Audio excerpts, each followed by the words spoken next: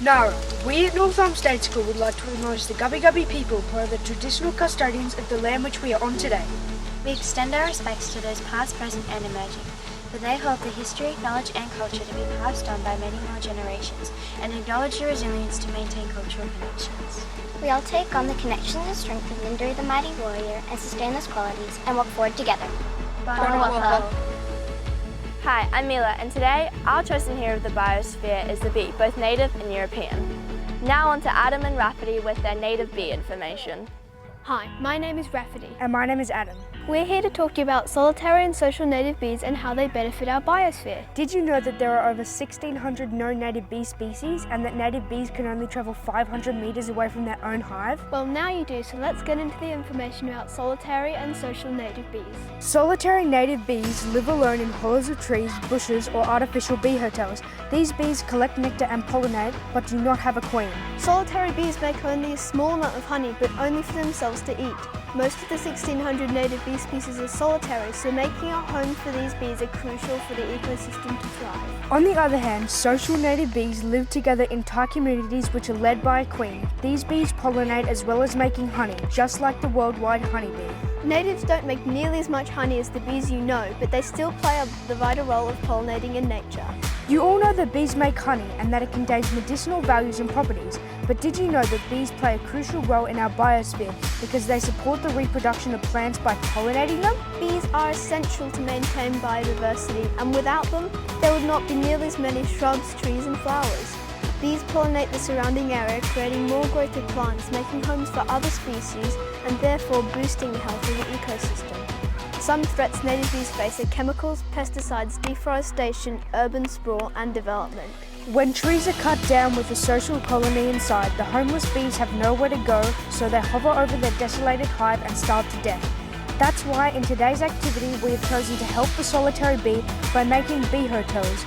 These are homes for solitary bees needing somewhere to stay. By placing the bee hotels in a bee-friendly garden and out of the weather, you can make your very own bee paradise. Solitary bees will leave these homes more and more as their natural habitat diminishes for development and agriculture. They will soon find the hotels and start boosting the growth of your plants. To see how to make your very own bee hotel, scan the QR code on the screen to see how to make them. Now over to Charlie, Phoenix and Miller for more about European honeybees. Hi everyone, I'm Charlie. I'm Mila. And I'm Phoenix. Up first, a little bit about European bees. Honeybees are generalist pollinators. They can visit up to a wide range of flowers, making them versatile pollinators for various crops and plants. Honeybee colonies are managed and can easily be moved to different locations, making them valuable for large-scale agriculture pollination. The activities we'll be showing you today are bee baths and beeswax traps. You may have heard of these activities before, so you'll have a small idea on what we're talking about. First up is beeswax traps. We will show you how to make them and how they benefit our environment. After, I will show you how to make bee baths and how they help bees throughout all seasons, especially in summer. Look at these old pieces of fabric that you always go to throw away. Well, don't. There's a much better use for them. Instead of throwing them away, you can actually turn them into beeswax traps. They are simple, easy and quick to make. There are many other uses for beeswax as well, so if you have some spare, you can consider making these items. Candles, lip balm and body products, wood polish, waterproofing, soap, and leather care. Also some arty and crafty things like beeswax wraps. Firstly, we'll be telling you 3 facts about European bees and what part a bee plays in our biosphere. As most of you know, but not all, bees are not just a big part to our biosphere, but in fact the entire world. Without them, ourselves, plants, and livestock would die. Because bees pollinate our plants, and like we do, animals eat them too. For this recipe, we'll be using European beeswax. Here are the 3 facts about European bees. Starting off strong, did you know that European beeswax is the cheapest beeswax you can get? Guess what? European bees fly up to 5 kilometers away from their home, pollinate flowers, and still be able to successfully navigate back to their original hive. And lastly, did you know that European bee honey cannot grow bacteria in it, which makes a great tea for when you're sick? To make beeswax wraps, you will need cotton fabric, 1 gram of pine resin, 35 grams of beeswax, 1 teaspoon of jojoba oil, a disposable object, for example a paddle pop stick or something that can get wax on it, baking paper, and a spoon or paintbrush. Don't forget to buy beeswax from our lovely local beekeepers. Because it supports them and they support the bees. To see the video of us making our beeswax wraps, scan the QR code that will now show on your screen. Thank you for watching, and on to Mila. Thanks, Charlie and Phoenix. Another fact about bees, did you know that bees also need water? So for my project, I've chosen bee baths. Bee baths are important because in the heat of summer, all bees need complete access to safe and fresh water. Honeybees or European bees need access to water too, but have a high chance of drowning while trying to collect it. So to stop bees from drowning in your pool or dog bowl, you can make a bee bath. Bee baths are a simple but safe option for bees, and they make a nice decoration to your garden or lawn. Hi, I'm Sienna. And I'm Ayla. We're here today to show you our pollinating poster. We've been helping to create a bee-friendly garden at North Elm State School and have been researching all about native Australian and European bees. We've discovered these bees' top 10 favourite flowers. The European bee's favourite flower is in fact bee balm. We have 10 other flowers listed on our poster that we are showing you today. Here are 3 of the European bees' preferred flowers or crops. Number 1, kiwi fruit. Number 2, strawberry tree. And number 3, starfruit. You can plant these crops in your garden to help European bees have more plants or crops to pollinate. You will also get a bigger crop. The native bee's favourite flower is actually the good old daisy, but same as the European bees, it has more than one preferred flower or crop. Here are the flowers. Number 1, lavender. Number 2, butterfly bush. And number 3, tea tree.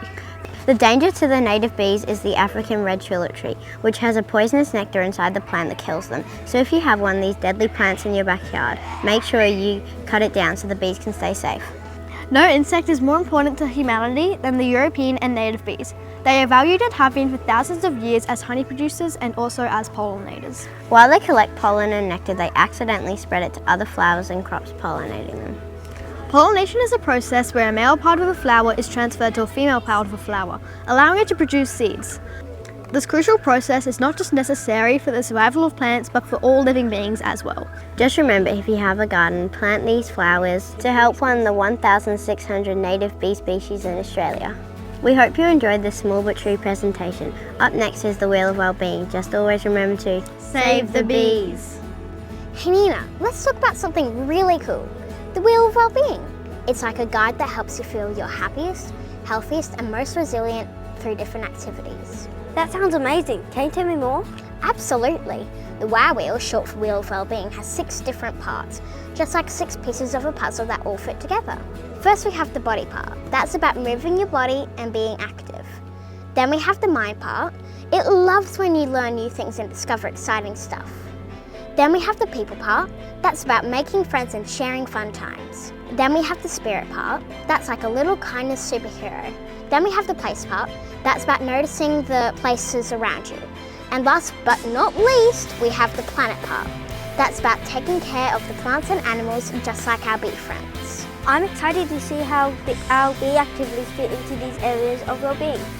Making a bee-friendly garden, the one that you've heard Ayla and Sienna talk about, was all about Body Be Active. We're being active by digging, planting and taking care of the garden. Oh, when we visited the ginger factory and saw a brilliant live bee show presented by Jamie, a beekeeping expert, that fitted perfectly into my Keep Learning. Our Q&A sessions with bee experts like Dean from Native Bee Rescue and Education fit perfectly in People Connect. We're connecting with experts and peers and sharing our information about bees. Making bee baths and bee hotels align with Spirit Give. We're giving back to the nature and providing safe places for the bees to rest and thrive. Observing both native and European bees collecting nectar and pollen in our garden was all about Place Take Notice. We're taking notice of the places around us. Making beeswax wraps and helping bees call to action fall under Plant Take Care. We're taking care of the environment and inspiring others to do the same. Hey Nina, isn't it amazing how all of our activities naturally align with all the 6 areas of the wheel? Absolutely, and do you know what's even more incredible? What? By putting all the 6 parts of well-being together, we create a super strong shield that makes us happy, healthy and super tough when things get tricky. So by actioning the wheel of well-being, we're becoming awesome heroes of our own happiness.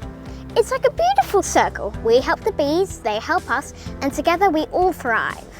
Believe it, Eve, we're putting a positive buzz to our well-being and making the Sunshine Coast Biosphere a better place for everyone. Thank you. Let's take action and join the movement to support these essential pollinators and make a lasting impact on increasing the bee population and the health of the Sunshine Coast biosphere. Together, we can ensure a vibrant and sustainable future for the bees and our food supply. What will you pledge today?